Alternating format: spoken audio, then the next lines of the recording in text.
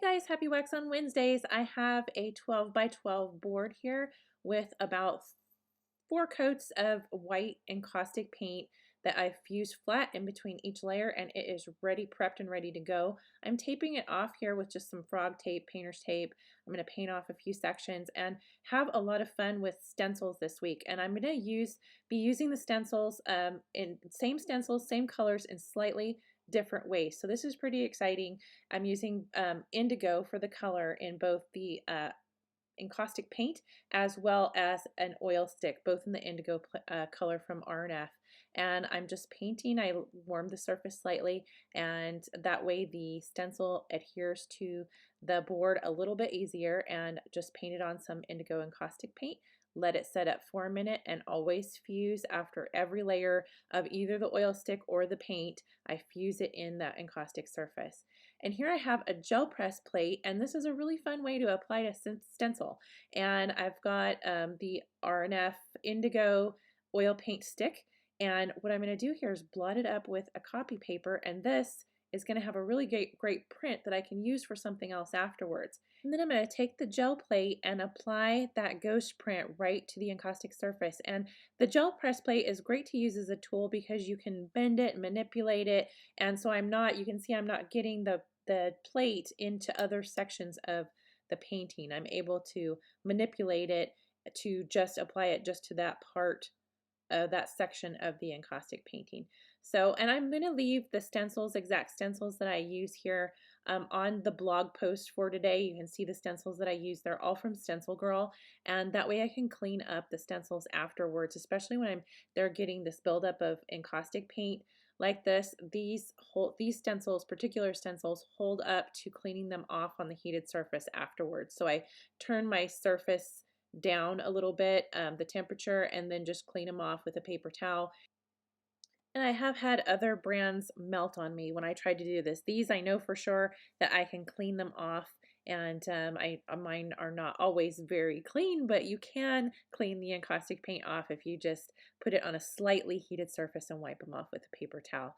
So I'll leave the exact stencils that I use because these are some of my favorites. And on this one I just added a little bit of white into the indigo just to make it a little bit lighter, just for a fun effect, just changing the color up just slightly by adding like maybe a couple drops of white to it.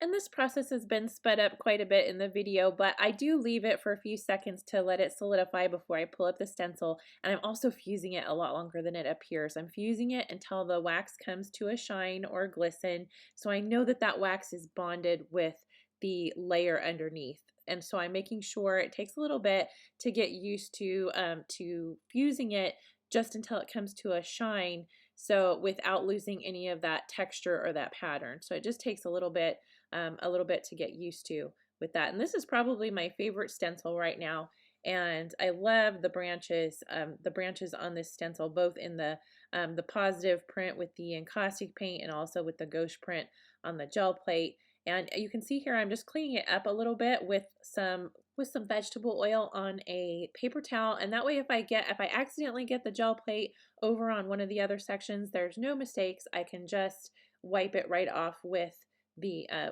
vegetable oil, and that's if you get the oil stick everywhere. And you can also wipe off that tape too with the vegetable oil if the oil stick gets on there.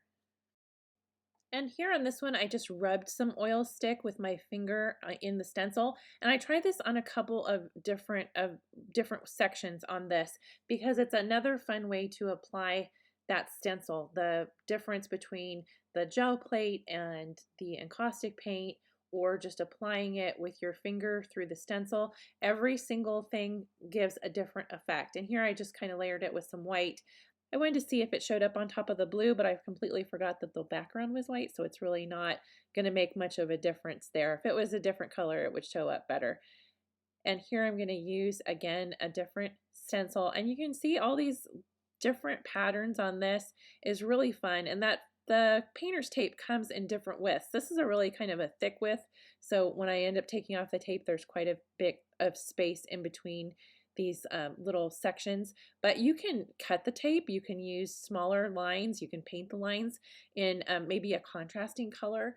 When it's done, if you had painted the section that the tape is in maybe a contrasting color like an orange, that would be super fun.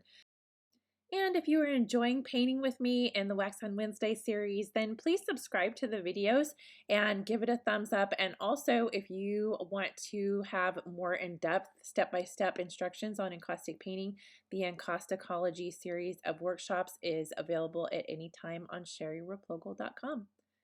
You can see all the different ways you can manipulate this gel plate and use it as a handheld tool. So it's not limited to just printing papers right there on the surface. You can actually use it as a handheld tool, and I love that about the gel plate.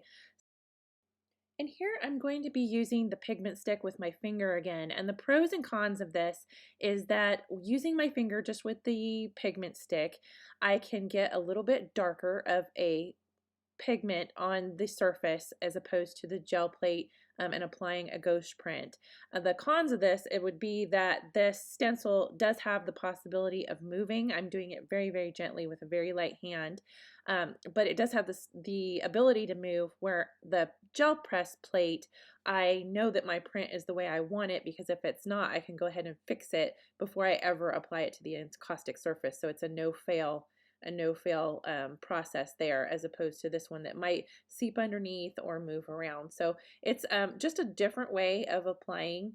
So on this one I'm going to do the ghost print. I'm going to put it right up next to the one that I applied with my finger, so you can see the exact difference of using a pigment stick, using the same pigment stick, using the same stencil, but just in just a little bit slightly different way.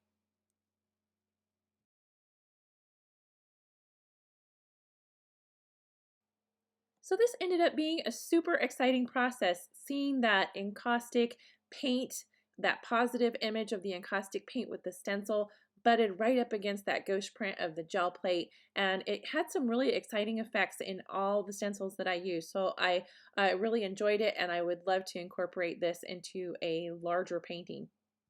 I hope you had fun with this week's Wax on Wednesdays, and we'll see you next week. Happy Wax on Wednesdays!